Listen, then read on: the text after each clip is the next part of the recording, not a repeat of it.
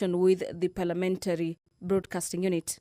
My name is Gladys Mungai, and allow me to take you through the highlights in the order of business this afternoon before the House officially commences business at 2:30. The Affordable Housing Bill, National Assembly Bills number 75 of the year 2023, is a bill that members of the National Assembly will be resuming debate on this afternoon. The debate on this key bill already commenced, and we expect resumption of this debate that was interrupted on Thursday, on the 15th of February 2024. Remember, the Affordable Housing Bill is a bill that has elicited reactions among members of Parliament across the political divide. The report of the National Dialogue Committee is a motion lined up for debate this afternoon. This motion is by the leader of the majority party and the leader of the minority party. This motion seeks to have the House adopt the report of the National Dialogue Committee that was laid on the table of the House on the 7th of December, on a Thursday, last year, December 2023. This afternoon, we expect members of Parliament to give their insights in regards to the proposals in the report by the National Dialogue Committee. Another motion lined up for debate this afternoon is a motion by the Chairperson, Public Accounts Committee. This motion pertains the report of the Auditor General on the financial statements for the national government ministries, departments, as well as agencies for the financial year 2020 and 2021. And in this motion, the Public Accounts Committee, through its chairperson, seeks to have the House adopt the report of the Public Accounts Committee on its examination of the report of the Auditor General.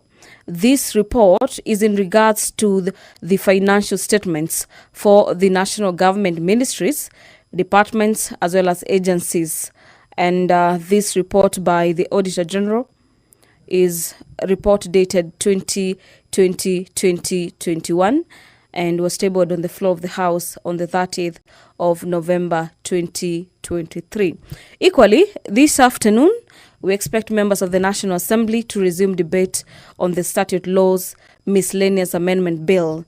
This is Bill number 2 of the Statute Law Miscellaneous Amendments Bill number 2 of the year 2023. And this is National Assembly Bills number 68 of the year 2023. This particular bill is by the leader of the majority party. The National Disaster Risk Management Bill, National Assembly Bills number 24 of the year 2023, is another bill lined up for debate this afternoon.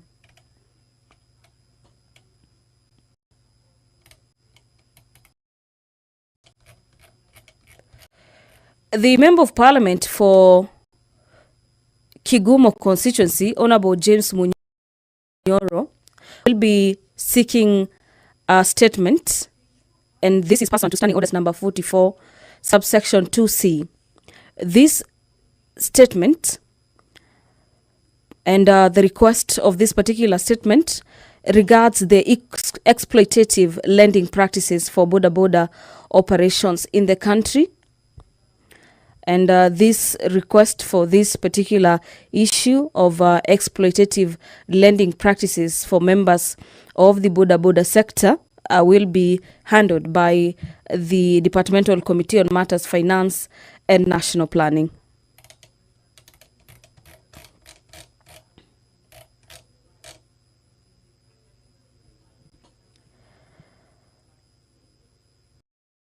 Other than that, a particular statement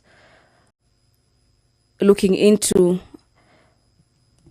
what the Member of Parliament will be seeking to have it addressed, the exploitative nature of lending monies to sponsor the buying of motorbikes, popularly known as borders.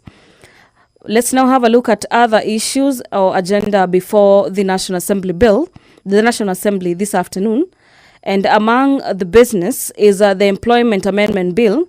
This is a bill originating from the Senate, Bill number 11 of the year 2022 by the Chairperson Departmental Committee on Matters Labor. This particular bill is at the second stage, the Employment Amendment Bill, Bill number 11 of the year 2022, and we expect members of the National Assembly this afternoon to contribute to this bill and make the observation as well as offer their insightful comments in regards to various amendments proposed in the amendment bill.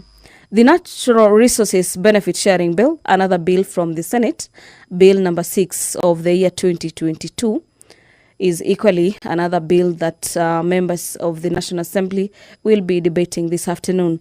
This particular bill is by the Chairperson Departmental Committee on Matters Environment, Forestry and Mining. If you're just joining us, the business of the National Assembly is just about to kick off. The Speaker of the National Assembly, Honorable Moses Wetangula, is in the chambers this afternoon, ready to preside over the business. Allow me to hand you over for these live proceedings brought to you by the Parliamentary Broadcasting Unit in collaboration with the national broadcaster KBC.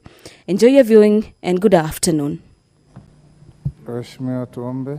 Ewe Mwenyezi Mungu ambaye kwa hekima na wema wako umeteua nyadhifa za viongozi na mabunge kwa ustawi wa jamii na utawala wa haki wa wanadamu, tukusihi utazame kwa neema nyingi sisi watumishi wako ambao wameridhika kutuita ili tutekeleze shughuli muhimu za jamhuri yetu. Tunakuomba uteremshie baraka zako sisi tuliokutanika hapa, na utujalie tuyatende na kufikiria mambo yote yatakayofikisha mbele yetu kwa njia ya haki na uaminifu, ili utukufu na sifa zako ziendelezwe, na ili kustawisha amani, ufanisi na heri ya nchi yetu na wale ambao haja zao umesikabidhi mikononi mwetu. Amen.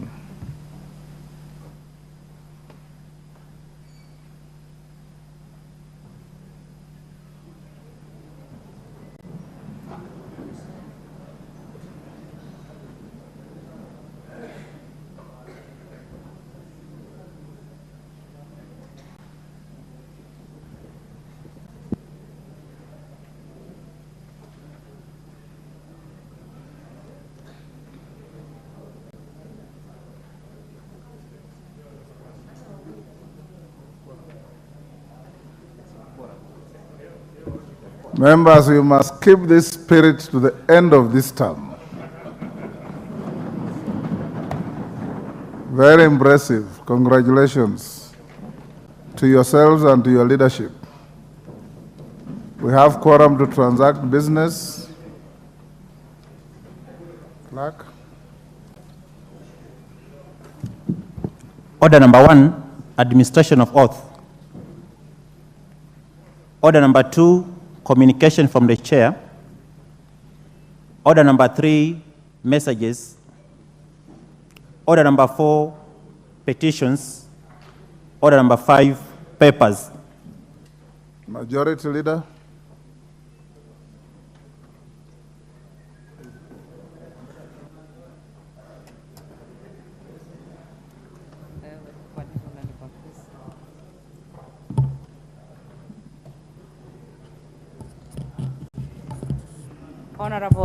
Honorable Speaker, I beg to lay the following papers on the table of the House today, Tuesday, February 2024.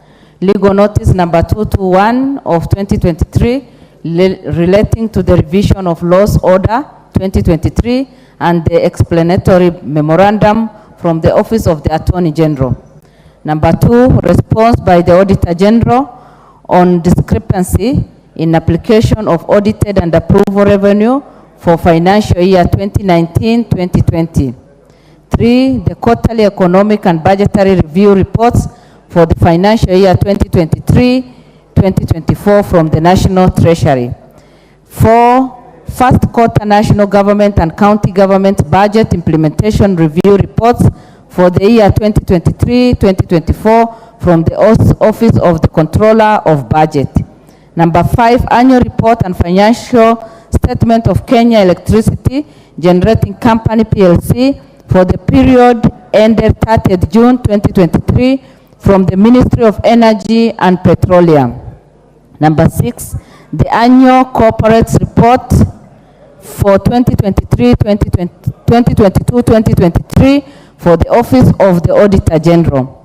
7, special audit report of the Auditor General on infrastructure projects and programs at the Ministry of Youth Affairs, Sports and the Arts for the 10 years 2013 to 2023. Mr. Speaker, I lay. Thank you. Next.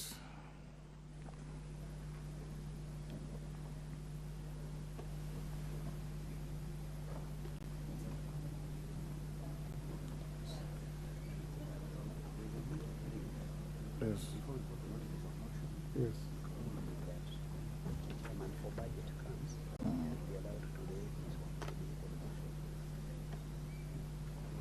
Is the chairman budget here? Or a member of the budget committee? Or a member of the mediation committee? Yes, Mwashako? Are you a member of the mediation committee? On budget committee? Yes, there is a report to be laid by your committee. Okay, when your chairman comes, we will allow him to do so at whatever stage. Okay. Next order. Order number 6, notices of motion. Chairperson, Select Committee on Parliamentary Broadcasting and Library.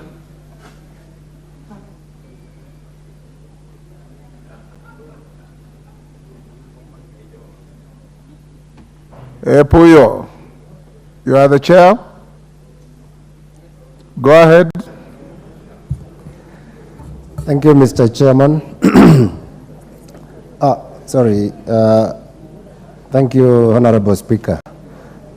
Honorable Speaker, I beg to give notice of the following motion. That this House adopts the report of the Select Committee on Parliamentary Broadcasting and Library on enhancing reporting of parliamentary business on online platforms laid on the table of the House on Wednesday,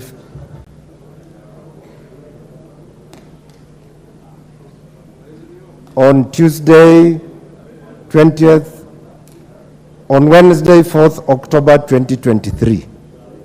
Chairman, I don't know whether Speaker, I don't know whether I'm reading the right notice. I hope that is the one. That is what I have. Next.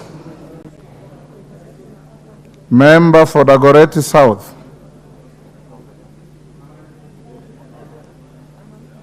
KJ.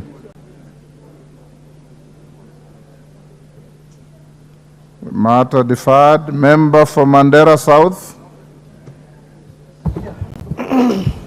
Abdul Haro. Yes, sir. Thank you, Honorable Speaker. I beg to give notice of the following motion. That aware that the Constitution recognizes the people's respect for the environment as the country's heritage and the commitment to sustaining the environment for future generations. Further aware that the cyclic drought in the country has caused devastating effects and serious disruption to the economy. Recognizing that climate change is a global problem with developing countries being the most affected, as these regions are dependent on climate-sensitive sectors such as agriculture and forestry. Further recognizing that the severe effects of climate change are already being experienced in the form of frequent droughts, flooding, and other extreme weather occurrences.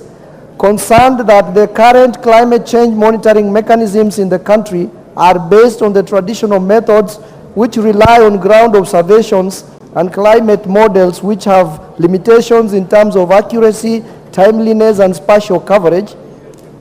Noting that the country recently launched its first operational satellite to collect and transmit high-quality data, further noting that this technology can help in accurately monitoring and forecasting climatic and weather patterns. Cognizant of the fact that other jurisdictions have made use of this technology to monitor climate change with marked positive impacts, appreciating that the use of technology, especially satellite technology, would allow enhanced monitoring that can have significant impact on sustainable environmental management, further appreciating that this technology would be useful in monitoring difficult to reach, expansive and unsafe areas. Now, therefore, this House resolves that the Ministry of Environment, Climate Change and Forestry develops a policy on IT that deploys the use of satellites in the monitoring and forecasting of climatic conditions with the objective of ensuring timely and accurate data collection to enhance the country's capacity to respond to weather-related risks and vulnerabilities, including climate change. Thank you, Honorable Speaker. Thank you, Honorable Harrow. I'll go back to member for Dagoret South, Honorable John Kiari. Mr. Speaker, thank you for accommodating me. I'm shuttling between this House and a parliamentary committee, which I'm sharing on the BPS matters. And Mr. Speaker, I would like to beg to give notice of a motion, and this motion is the establishment of a science museum.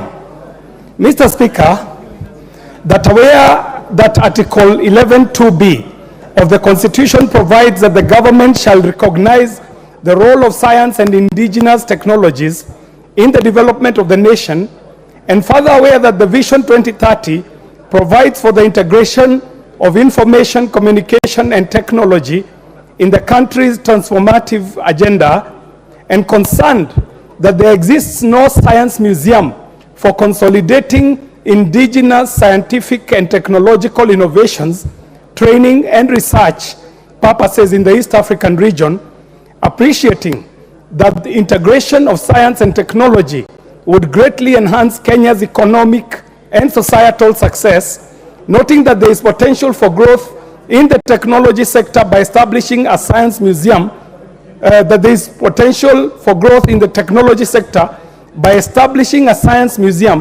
and further noting that the informal science education plays a key role in the progression of science, technology, engineering, and mathematics, which is commonly known as STEM, acknowledging that the science museums operate as the nexus between science practitioners, policymakers, and the public, cognizant of the fact that a science museum in the country would greatly impact on the economy of the country in the quest to become an industrialized nation.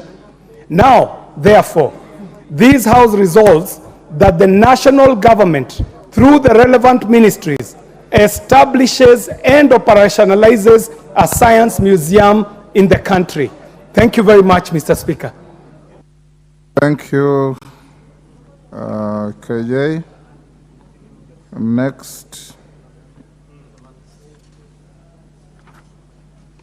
Chairperson, Mediation Committee, Dindi Nyoro. He's not here yet. Mwashako. I thought Honorable Mwashako.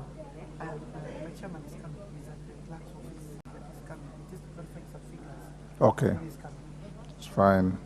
Next, Chairperson, Public Investments Committee on Social Services, Administration and Agriculture. Honorable Wangwe. Thank you, Honorable Speaker. Honorable Speaker, I beg to give notice of the following motion, that this House adopts the report of the Public Investments Committee on Social Services, Administration and Agriculture on its consideration of the report of the Auditor General on 23 non-compliant state corporations laid on the table of the House on Wednesday, 23rd August 2023. Thank you, Honorable Speaker. Thank you. We'll come back to that order when Ndindi comes in. Go to order number 7.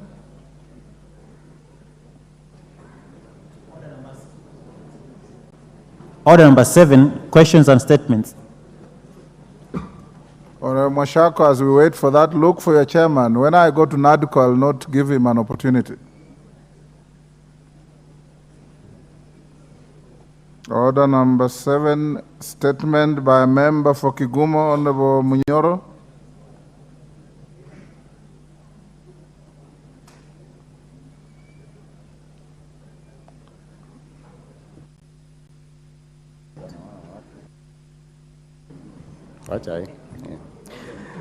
Thank you, Honorable Speaker.